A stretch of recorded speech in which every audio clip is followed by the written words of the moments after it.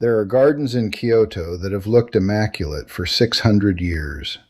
No fertilizer, no sprinklers, no Scots.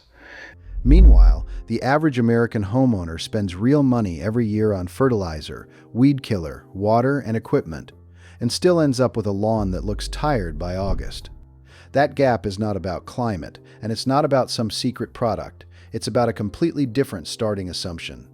The Japanese approach to a yard doesn't ask, how do I force this grass to stay perfect? It asks what actually wants to grow here, and then it works with that.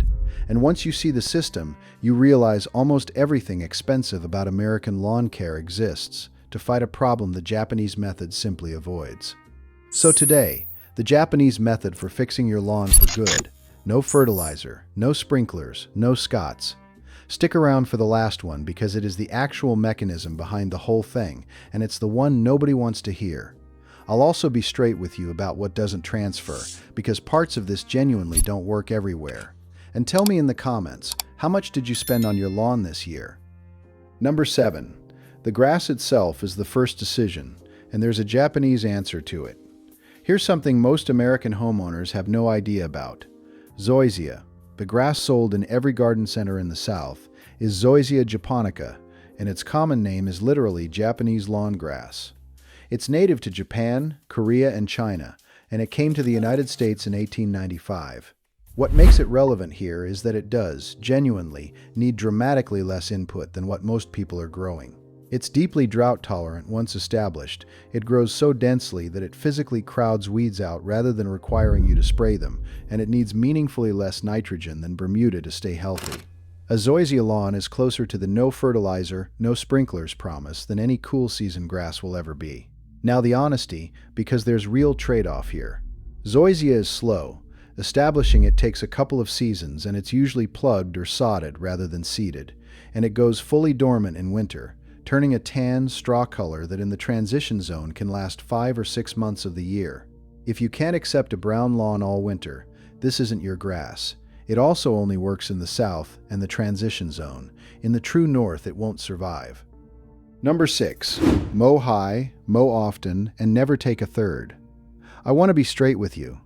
This part isn't uniquely Japanese.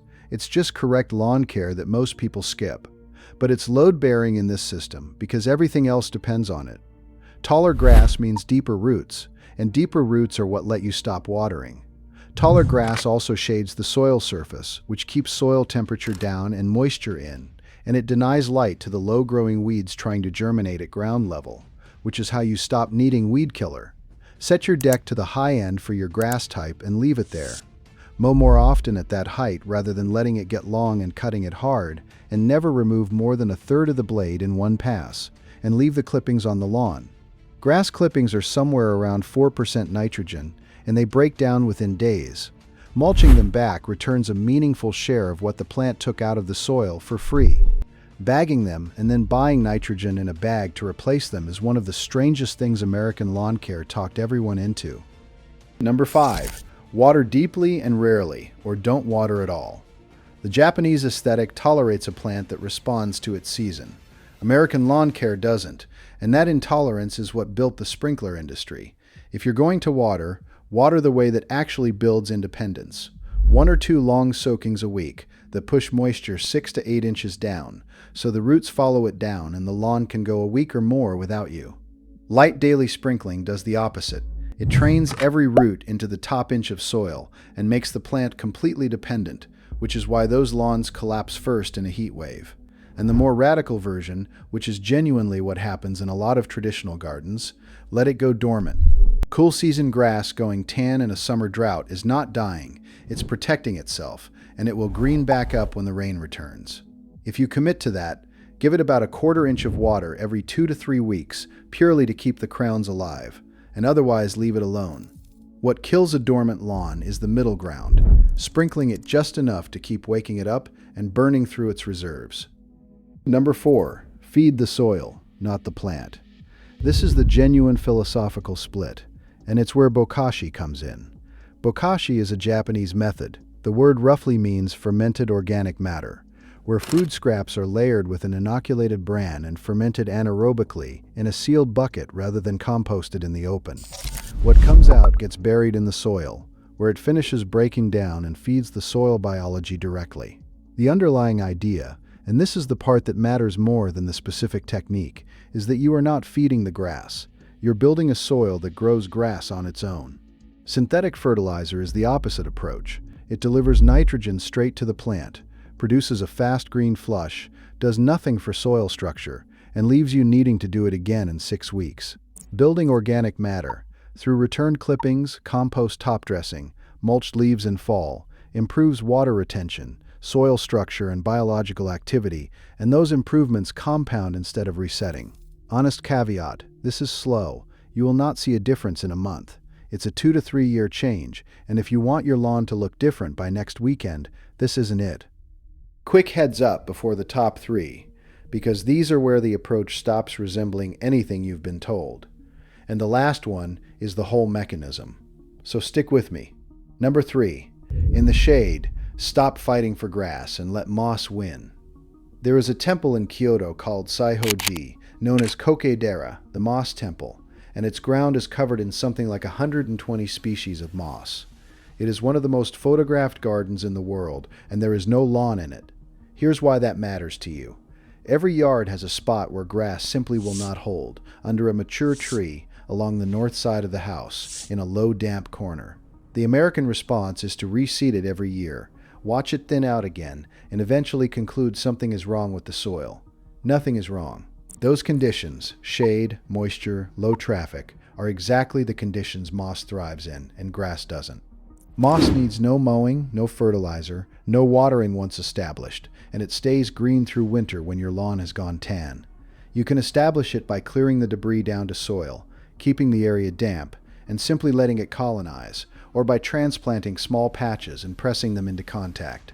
Honest limits, because there are real ones. Moss will not take foot traffic. It doesn't do well in full sun or dry sites, and depending on where you live, it can take a couple of seasons to establish. Number 2, gravel, stone, and ground cover are not compromises. The most famous garden in Japan is Ryoanji, and it is 15 rocks in a bed of raked gravel. That form is called katasansui, dry landscape, and it's the clearest statement of the principle. An area of ground doesn't have to be grass to be beautiful, and often it's more striking when it isn't. Practically, this means the parts of your yard that are difficult, high maintenance, or barely used don't have to stay lawn. A gravel bed with a few well-placed stones, a run of stepping stones set into ground cover, a section given over to low evergreen planting. These read as designed rather than as giving up, and they require essentially nothing from you afterward. The thing to copy here is not the aesthetic, which will look out of place on a lot of American streets. It's the permission. And while we're here, the Japanese pruning tradition, niwaki, the shaping of shrubs and small trees into deliberate cloud-like forms, is worth looking at for a completely separate reason. A small number of beautifully pruned specimens against a simple ground reads as far more expensive than a yard full of things that were never shaped at all. And number 1, the mechanism behind everything. Make the lawn smaller. This is the part nobody wants to hear, and it is the entire reason the promise in the title is achievable. You cannot get a big American lawn to thrive with no fertilizer, no irrigation, and no chemicals. The physics don't work. Turf grass at that scale is a demanding monoculture, and it will always need inputs. What you can do is what Japanese gardens actually do. Treat lawn as one element among several rather than the default surface for every square foot you own. Cut the turf area in half and everything changes at once. You have half as much to water, so the sprinkler system becomes optional. Half as much to fertilize, so a single bag lasts. Half as much to mow, so it's 20 minutes rather than an hour. And critically, you can now give that remaining lawn genuine attention, the right grass, proper soil, the right mowing height, and it will look better than the whole thing ever did while costing you less. The area you take out becomes bed, ground cover, gravel, or a seating space you actually use. And here's the thing that surprises people. A yard that is part lawn and part something else reads as designed.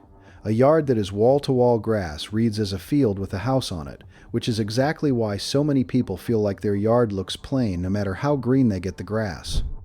Now let me be straight about what doesn't transfer. This is a multi-year change, not a weekend. Zoysia is regional and comes with a long brown winter. Moss will not survive foot traffic or full sun. Building soil organic matter takes years to show. And if you have an HOA with a minimum turf requirement, some of this isn't available to you at all. Check before you dig anything up. The version of this video that promises you'll never fertilize or water again starting Saturday is not being honest with you. So let's run it back. The Japanese method for a lawn that doesn't need you. Pick a grass that fits your climate, and know that zoysia is literally Japanese lawn grass and needs a fraction of the input. Mow high, mow often, and leave the clippings on the ground. Water deeply and rarely, or commit to letting it go dormant and stop fighting the season. Feed the soil with organic matter instead of feeding the plant with nitrogen. In the shade, stop reseeding and let moss take it. Use gravel, stone, and ground cover where lawn was never going to work anyway. And the big one, make the lawn smaller, because that's the only way the no fertilizer, no sprinkler promise is actually true. None of that is a product. All of it is a decision you get to make about what your yard is for. If this changed how you're thinking about it, do me a favor and hit subscribe. This is Yardworthy, where we show you how to get the yard you want without wasting money. I'll see you in the next one.